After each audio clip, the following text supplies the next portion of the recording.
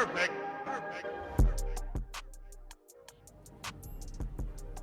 Just a short journey from mainland Singapore, the Sentosa Express carries us across the water and into one of the city's best-known island destinations. Today, we're visiting the newly transformed Singapore Oceanarium at Resorts World Sentosa. Formerly known as the S.E.A. Aquarium, it reopened in July 2025 after a major expansion, emerging at around 3 times its previous size. Inside, the experience unfolds across 22 immersive zones, taking visitors through the story of the ocean. So, let's step inside and explore this extraordinary world beneath the surface.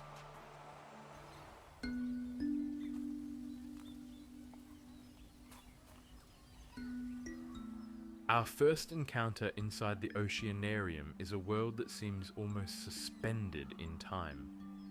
This is Ocean Wonders, a mesmerizing habitat filled with thousands of sea jellies drifting gently through the water. Watching them move is strangely calming. Their translucent bodies catch the changing light, while every slow pulse of the bell carries them through the water. Some appear to float without effort, allowing the current to decide where they will go. They look delicate and almost unreal, but sea jellies are among the great survivors of the natural world. They existed hundreds of millions of years before the first dinosaurs appeared, and today they can be found in oceans around the world, from warm coastal waters to the cold and darkness of the deep sea. Despite their name, jellyfish are not actually fish. They are invertebrates belonging to the same broad family as corals and sea anemones. They have no bones, no heart, and no central brain. Their simple bodies are made almost entirely of water, yet they are remarkably well adapted to life in the ocean.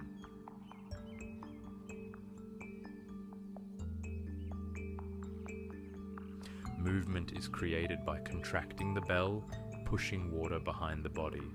But much of their journey is still controlled by the currents around them. Perhaps that is why they seem so peaceful, never appearing to hurry, but always continuing forward.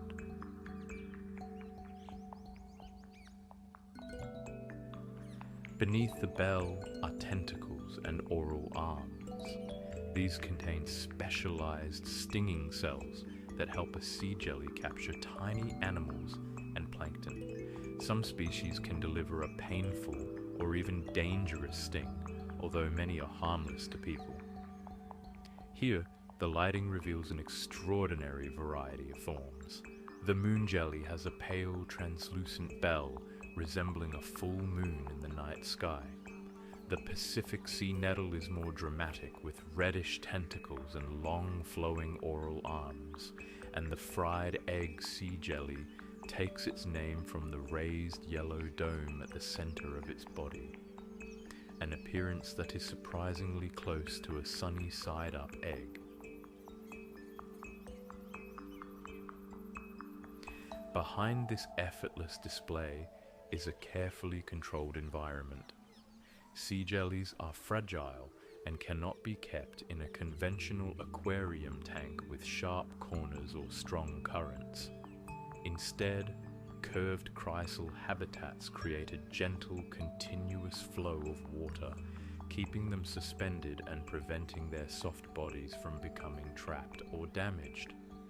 Caring for them also involves close attention to water quality, temperature, feeding, and every stage of their unusual life cycle.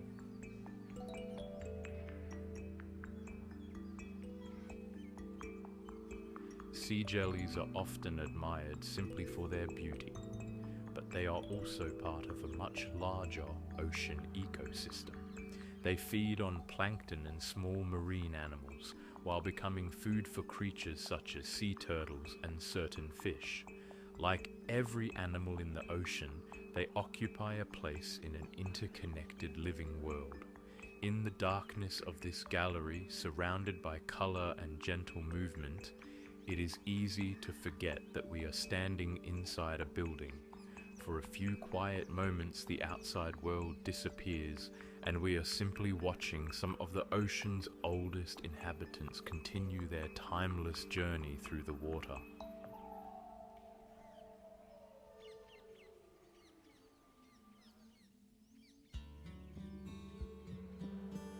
From the quiet world of the sea jellies, we now enter a brighter and more colourful corner of the ocean. Schools of tropical fish move between the rocks and corals, each species displaying its own patterns, colours, and way of navigating the reef. At first, the scene appears completely natural, but maintaining a habitat of this scale requires constant care behind the scenes. Here, we can even see a member of the aquarium team working underwater, carefully checking the habitat and helping to keep the environment clean and healthy for its residents. Water conditions must be closely monitored, the displays maintained, and the behavior and well-being of the animals regularly observed.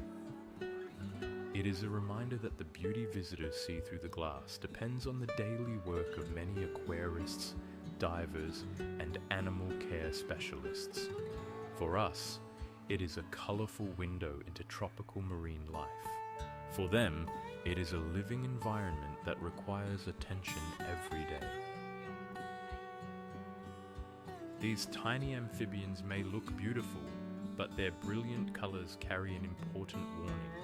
In the wild, such vivid patterns often signal toxicity, discouraging predators from coming too close. Seen here among the leaves and shadows, they are small, striking reminders that in nature, beauty can also be a form of defense. The atmosphere changes as we arrive at one of the Oceanarium's most dramatic habitats. Beyond this vast wall of water, sharks glide slowly through the blue, powerful, streamlined and seemingly effortless in their movement. From a distance they can appear intimidating, but watching them here reveals a quieter side. Animals perfectly adapted to their environment, conserving energy as they move continuously through the water. As we continue forward, the view shifts from beside the ocean to beneath it. Inside the underwater tunnel, sharks and other marine life pass above our heads, their silhouettes moving across the curved glass. For a moment, the boundary between visitor and habitat seems to disappear.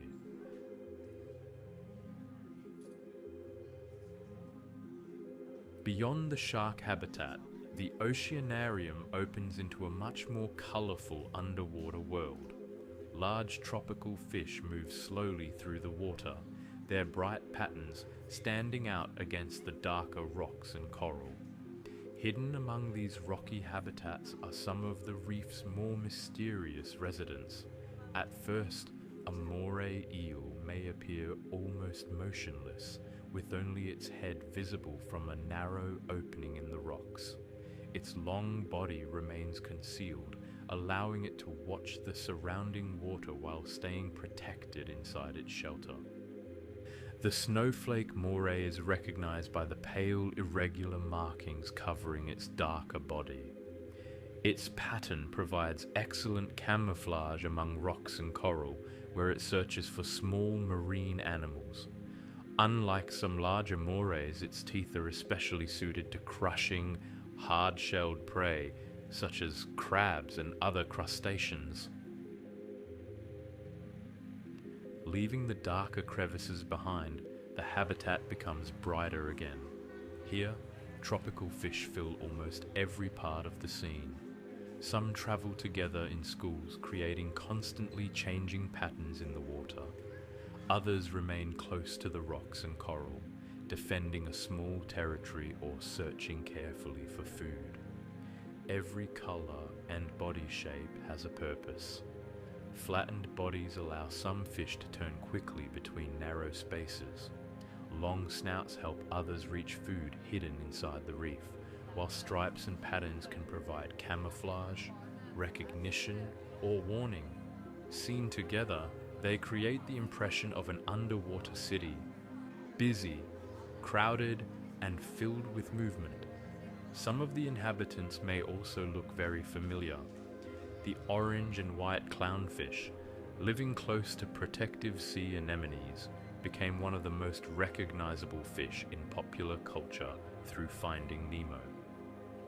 Nearby, a blue tang may remind visitors of Dory with its brilliant blue body, dark markings, and bright yellow tail.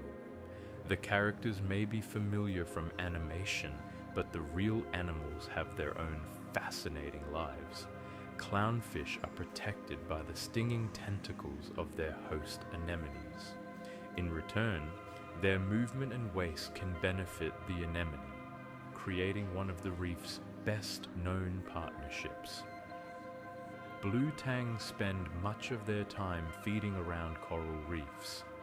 Their narrow bodies allow them to move through crowded underwater spaces, while a sharp spine near the tail offers protection when threatened. Around them are fish of every possible design. Some appear almost painted with intense yellows, blues, and oranges. Others blend into their surroundings so effectively that they are easy to miss until they begin to move. A reef may look peaceful from outside, but it is a highly competitive environment. Every space can provide shelter, every surface may contain food, and every animal must find its own way to survive. Among the most unusual creatures here are the seahorses. They seem very different from the fast-moving fish around them, maintaining an upright position as they drift gently through the water. Rather than relying on speed, they use camouflage and patience. Their curled tails can hold on to plants, coral, or other surfaces, helping them remain steady when the water moves around them. Their long, tube-shaped snouts are used to draw in tiny prey, while their eyes can move independently, allowing them to watch different directions at the same time. Their delicate appearance makes them easy to overlook, but they are among the most distinctive animals in the ocean. As we pass the laboratory, we are given a brief glimpse behind the scenes.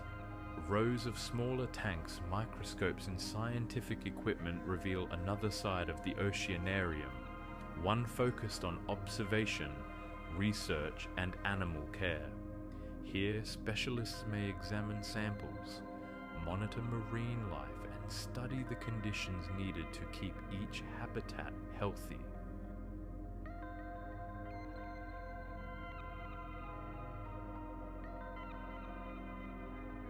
We now enter the grandest space in the Oceanarium. Before us, an enormous wall of water stretches almost from floor to ceiling, opening onto a vast underwater world. Large fish move slowly across the blue, while stingrays appear to fly through the water, their broad fins rising and falling like wings. With so much open space, every animal seems to follow its own path. Inside the habitat, several divers are carrying out their daily work. They may be checking the environment, cleaning the viewing surfaces, or observing the animals at close range, essential tasks in a habitat of this size. And even while they work, they still find time to wave to the crowd outside. For a brief moment, the vast display feels surprisingly personal. Visitors on one side of the glass, divers and marine life on the other. Beyond the main hall, the journey continues through a series of smaller habitats. Here, the experience becomes more intimate, allowing us to look closely at the colors, textures, and unusual forms that can easily disappear within a larger tank. Some fish move together in carefully coordinated groups, maintaining almost the same distance from one another as they travel. Others stand out through bold stripes and bright yellow markings, patterns that can help with camouflage, recognition, or communication beneath the water. In one habitat, small cardinal fish hover together almost without moving, their long fins and dark markings giving them a delicate appearance.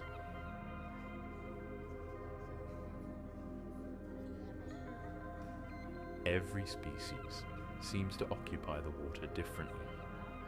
Some swim constantly, while others conserve their energy and weight. Among the rocks, 2 moray eels emerge from the same hiding place. One is pale and covered with dark spots, while the other has a deeper green and golden color. Their open mouths and exposed teeth may look aggressive, but the repeated opening and closing is normally part of breathing, drawing water across the gills. Most of their long bodies remain concealed within the rocks. From this protected position, they can observe the surrounding water while remaining almost completely hidden from view. Seeing them side by side also reveals how varied moray eels can be, not only in color and markings, but also in size, shape, and behavior.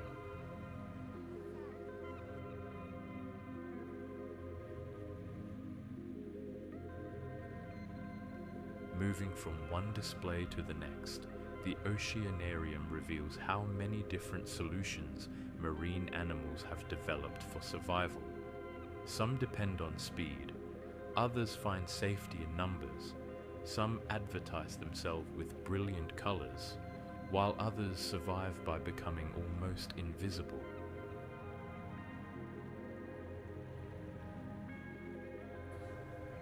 From the sweeping scale of the great ocean tank to these quiet, detailed encounters, each window offers a different view into life beneath the surface.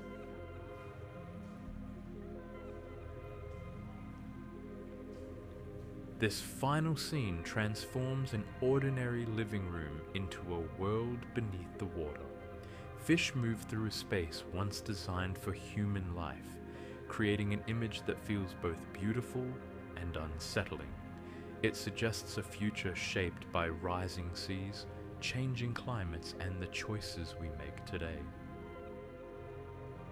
The Oceanarium has shown us the extraordinary life hidden beneath the surface. Perhaps its final message is also its most important. The future of the ocean, and ultimately our own, depends on how carefully we protect it.